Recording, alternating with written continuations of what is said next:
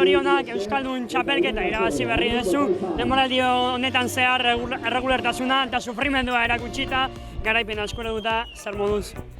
Eskerrik asko, lehenbizikoz, eta zer moduz, oso pozik.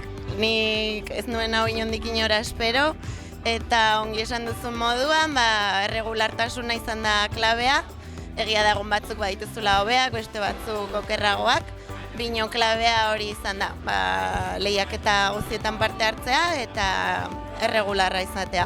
Ia taldea palenenak irabazi du. Barkatu? Ia taldea palenenak, xumeenak irabazi du txapelketa. Hori da, talderi gabe aurkitu naiz aurten eta ia beti bakarrik. Eta hortaz, harro.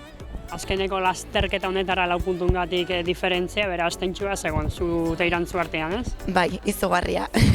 Eta egia da, biak naparra garela eta batzutan elkar ikusten dugula errepidean eta. Eta bai, ni azkeneko bi lasterketetan ez naiz fin ibili, gauza batengatik bestearengatik. Eta bai, gaur 4 puntu eskas ziren eta bazegoen tentsioa, baina, lortu dugu eta pozpozik. Zorionak. Mila esker.